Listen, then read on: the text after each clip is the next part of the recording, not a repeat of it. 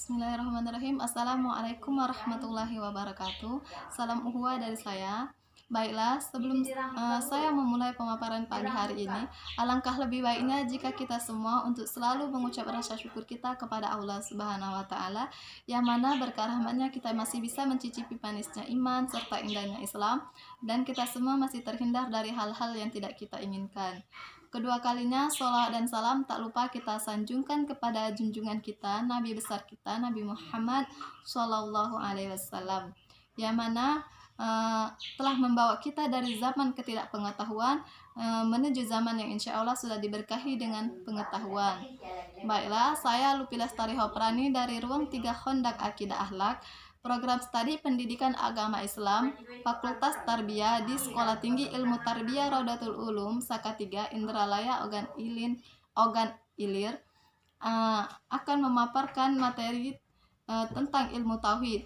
Tapi sebelumnya saya ucapkan ribuan terima kasih kepada dosen pembimbing saya, yaitu Al-Mukarramah Umi Komputri Aprisanti MPDI, yang telah membimbing saya dalam materi ajar ilmu tauhid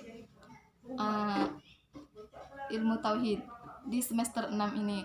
Baiklah, di sini saya akan memaparkan tentang ringkasan saya dari makalah-makalah teman saya, yaitu tentang larangan banyaknya bersumpah, kemudian tentang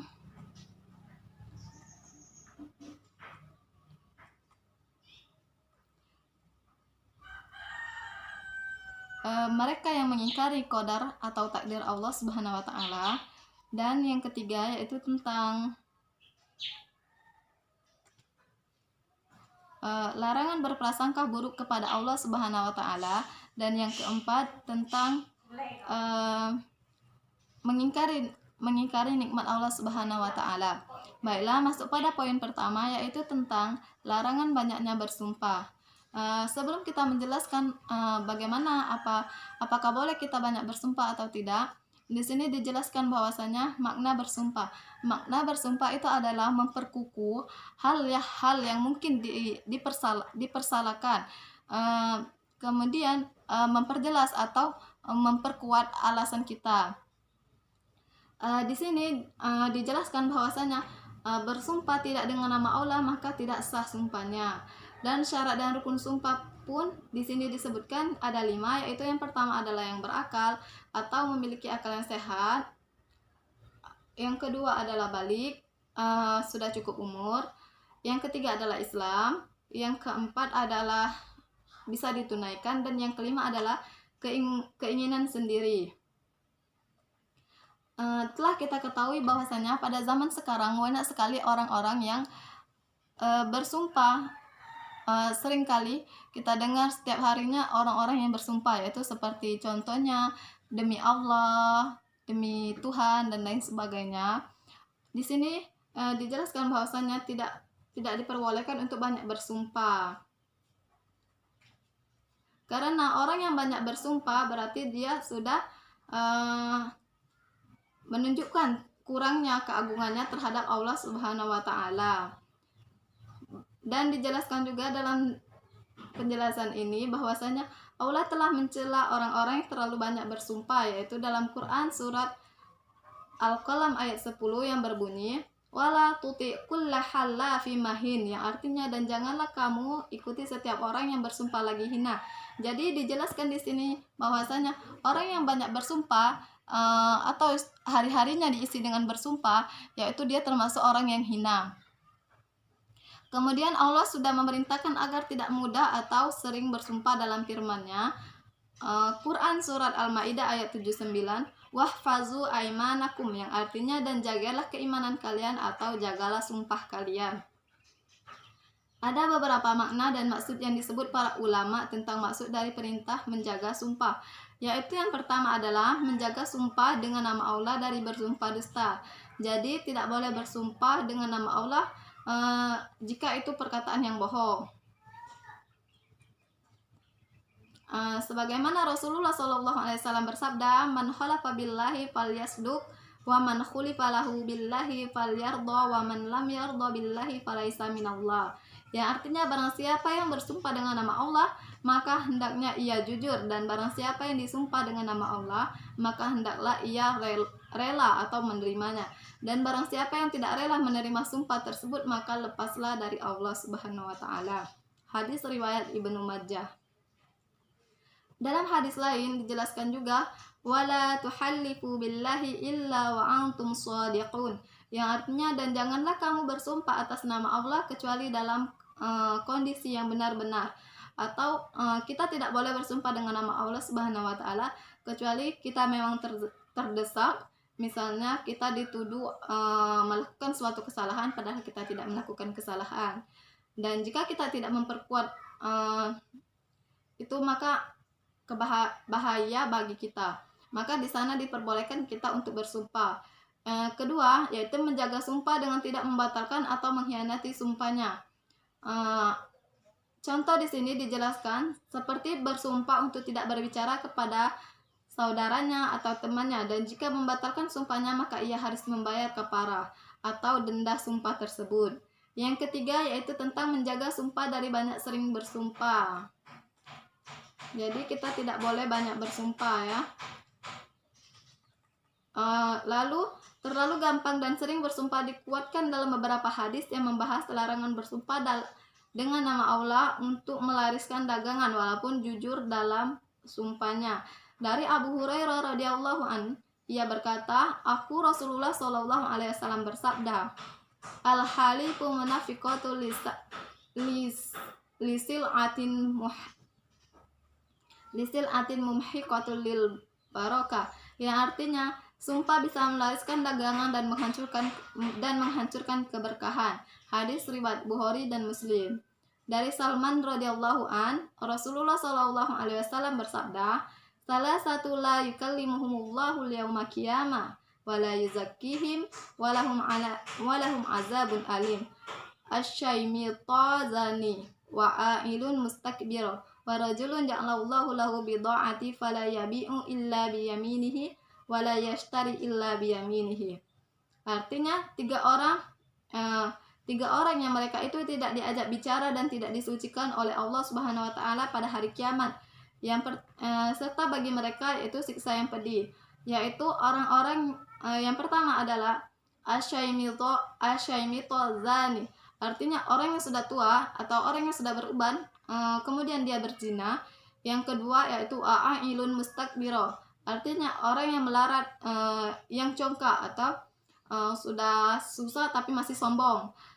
Dan yang ketiga, orang yang menjadikan Allah sebagai wa rajulun ja'alallahu lahu bid'ati fala yabi'u illa biyaminihi wa la yashtari illa biyaminihi.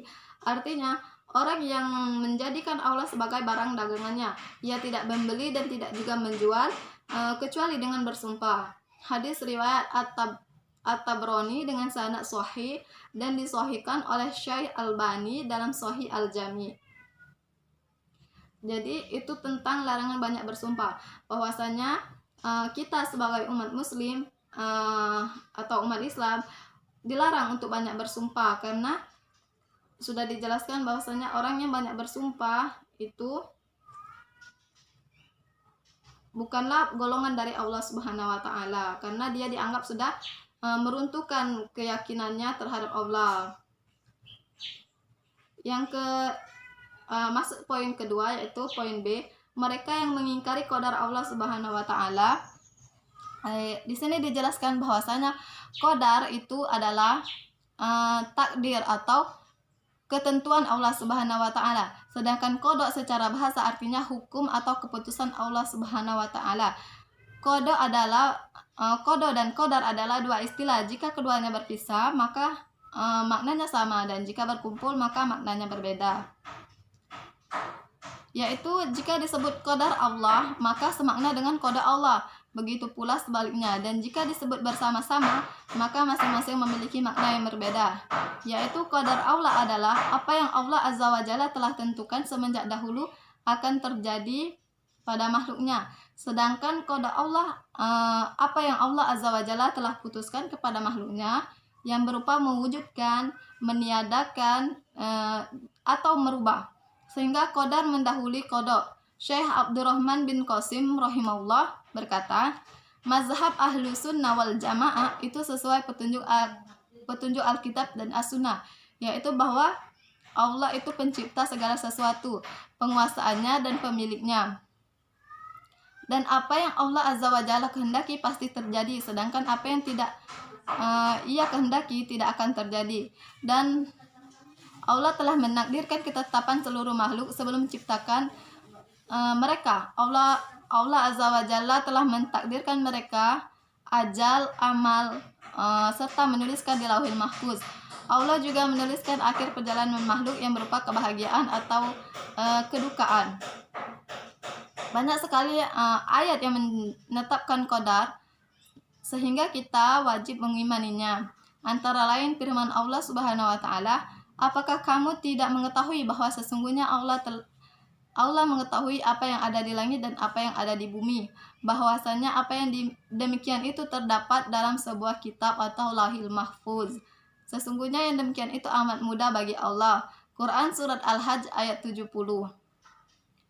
Jadi, berdasarkan penjelasan di atas bahwasanya kita sebagai makhluk Allah Subhanahu wa taala itu harus mengimani takdir Allah, karena mengimani takdir Allah itu sudah termasuk dalam rukun iman yang ke-6, yaitu mengimani qada dan qadar.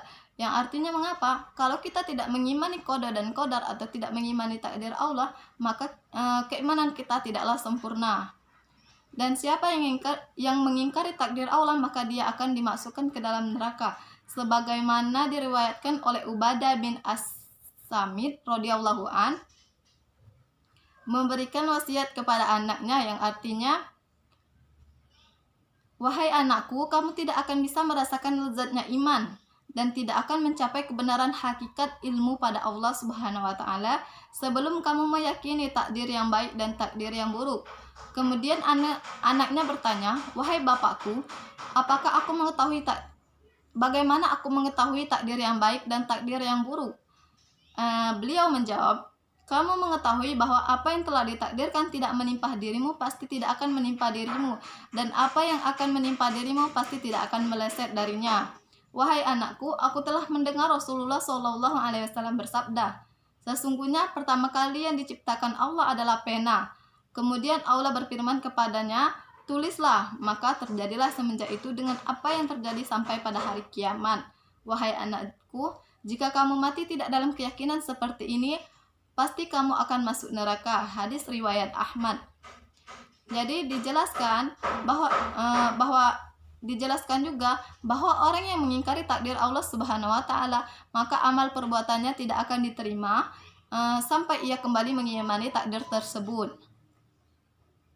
Di sini dijelaskan dari Ibnu Ad-Dailami, dia berkata, "Aku bertemu Ubay bin Ka'ab, lalu aku berkata, wahai Abul Munzir, ada sesuatu keraguan dalam hatiku tentang masalah qadar atau takdir. Maka ceritakanlah kepadaku tentang suatu hadis. Semoga hal itu hilang dari hatiku." Maka beliau radhiyallahu anhu berkata, "Seandainya Allah menyiksa penduduk langit dan bumi, maka Allah menyiksa dengan tidak zalim kepada mereka. Dan seandainya Allah merahmati mereka, maka rahmat Allah kepada mereka lebih baik daripada amalan mereka. Seandainya kamu menginfakkan emas sebesar gunung Uhud di jalan Allah, akan tetapi Allah tidak akan menerimanya darimu sebelum kamu beriman kepada qadar atau takdir, dan kamu meyakini bahwa apa yang ditakdirkan mengenai dirimu pasti akan terjadi dan tidak akan meleset. Dan apa yang telah ditakdirkan tidak mengenai dirimu pasti tidak akan menimpamu. Dan jika kamu mati tidak dalam keyakinan seperti ini, pasti kamu menjadi penghuni neraka." Ibnu Ad-Dailami berkata, "Lalu aku mendatangi Huzaifah, maka beliau berkata kepadaku seperti itu. Aku juga mendatangi Ibnu Mas'ud, beliau juga berkata kepadaku seperti itu. Aku juga mendatangi Zaid bin Sabit, beliau menceritakan kepadaku hadis Nabi Muhammad SAW yang berbunyi seperti itu juga." Hadis riwayat Ahmad, Abu Dawud, Ibnu Majah, dan Ibnu Hibban. Jadi di sana dijelaskan orang yang tidak mengimani takdir Allah, maka dia tidak akan dimasukkan ke dalam surga, atau dia akan dimasukkan ke dalam neraka. Sudah jelas juga kalau orang yang tidak mengimani takdir Allah, maka keimanannya terhadap Allah Subhanahu wa taala itu kurang karena dia tidak mengimani atau tidak memenuhi syarat atau rukun iman. Lanjut poin ketiga, yaitu larangan berprasangka buruk kepada Allah Subhanahu wa taala. Baiklah, di sini dijelaskan bahwasanya buruk sangka sama halnya dengan suuzon, yang artinya suuzon ini berasal dari bahasa Arab yang artinya su'u yaitu buruk, sedangkan zon itu adalah prasangka atau perkiraan. Jadi sudah jelas jika dijabarkan suuzon adalah berprasangka buruk kepada orang lain ataupun kepada hal apapun. Di sini juga dijelaskan bahwasanya suuzon itu termasuk dalam sifat mazmumah atau sifat tercela.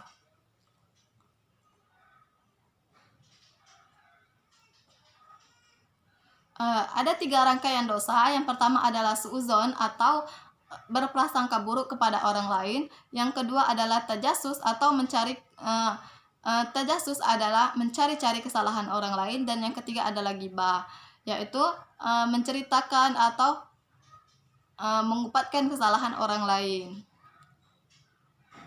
Jadi semoga kita semua terhindar dari 3 rangkaian dosa tersebut. Masuk larangan suuzon pada sesama termaktub atau tertulis dalam kitab Allah Azza wa Jalla, yaitu ya ayyuhalladzina amanu ijtanibu katsiran minadh-dhanni inna ba'dadh-dhanni ismun wa la tajassus. Hai orang-orang yang beriman, jauhilah kebanyakan berprasangka, karena sesungguhnya sebagian tindakan prasangka adalah dosa, dan janganlah kamu mencari kesalahan orang lain. Quran Surat Al-Hujurat ayat 12.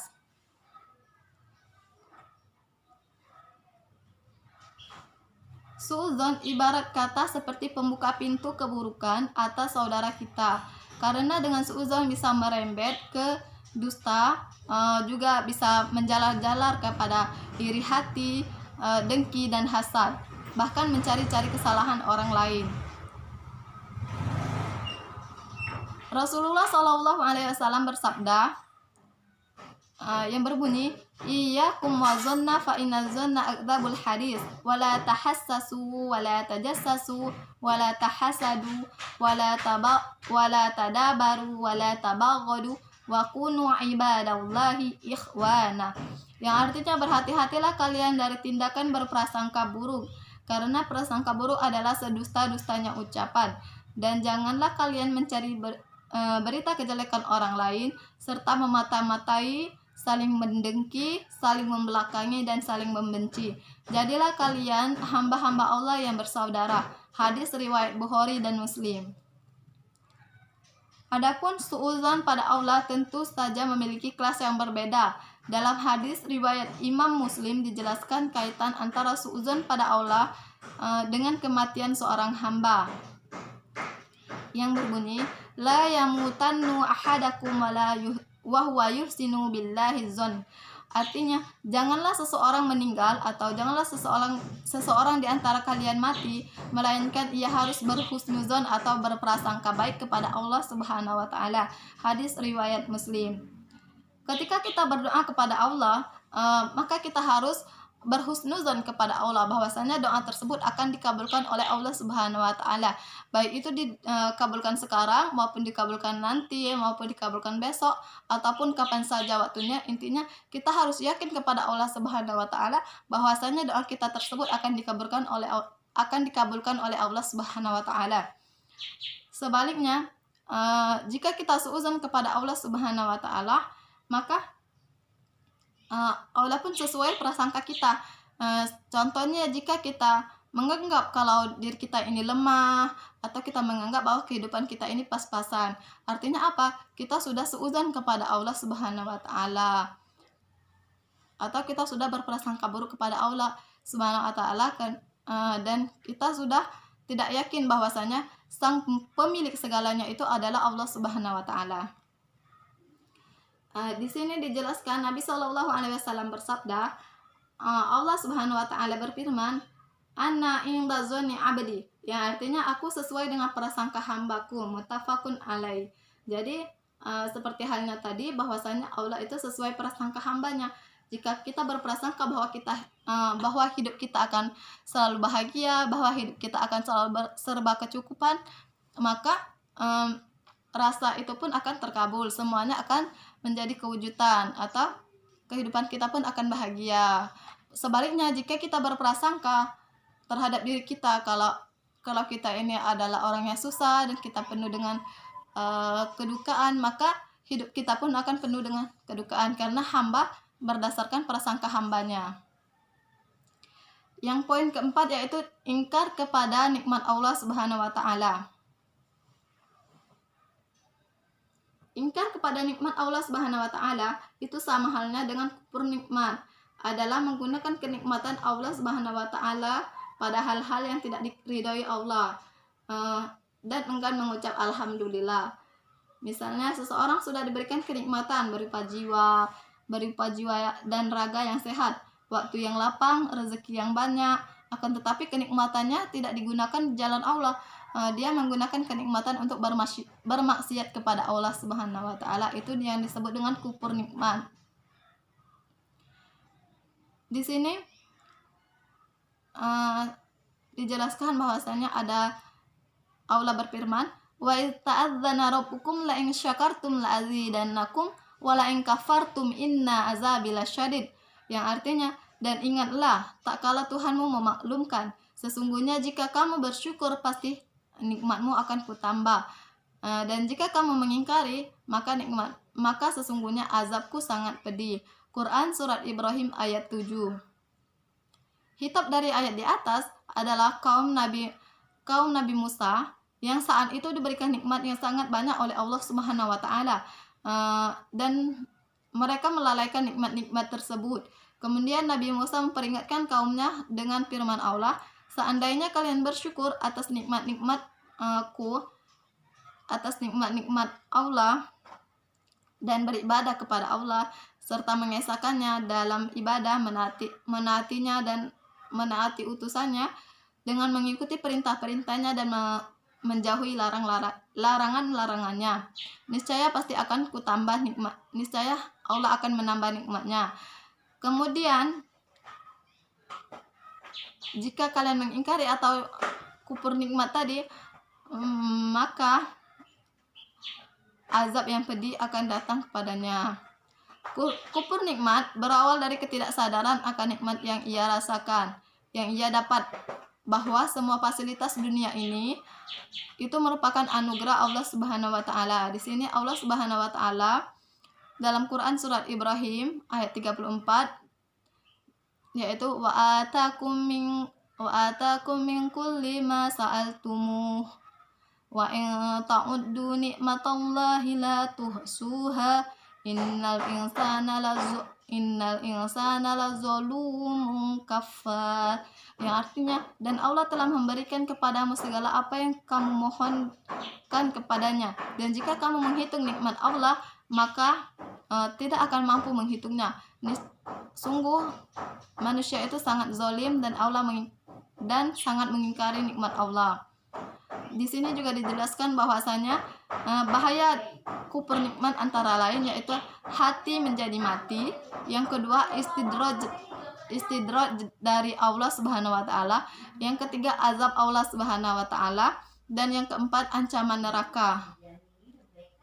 Sebagaimana Mekah itu merupakan tanah yang tandus dan mustahil untuk tumbuh buah-buahan dan sayur-sayuran seperti negara Indonesia yang gemah limpah loh jinawi ini. Tapi hanya teori manusia saja yang dipatahkan oleh firman Allah Subhanahu wa taala dalam Quran Surat Al-Baqarah ayat 126 yang berbunyi, wa idh qala Ibrahim rabbi ij'al hadha baladan aminan warzuq ahlahu minas samarati man amana minhum billahi wal yawmil akhir qala wa man kafara fa umatti'uhu qalilan thumma attaruhu ila azabin nar wa bi'sal masir. yang artinya, dan ingatlah ketika Ibrahim berdoa, wahai Tuhanku, jadikanlah negeri ini negeri yang aman sentosa, dan berkahi rizki berupa buah-buahan kepada penduduknya yang beriman, di antara mereka kepada Allah dan hari kemudian. Allah berfirman, dan kepada orang yang kafir, kepada orang yang kafir pun akan diberi kesenangan sementara, tapi kemudian aku seret ia secara paksa untuk menjalani siksa neraka, dan itulah seburuk-seburuknya tempat kembali. Jadi dari materi saya ini, 4 materi ini itu merupakan hal yang selama ini jarang kita sadari, sering bersumpah, kemudian kufur nikmat, mengingkari takdir Allah, dan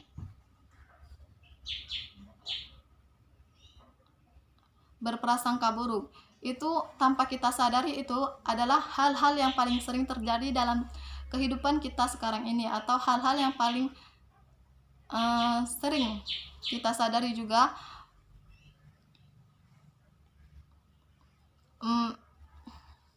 kita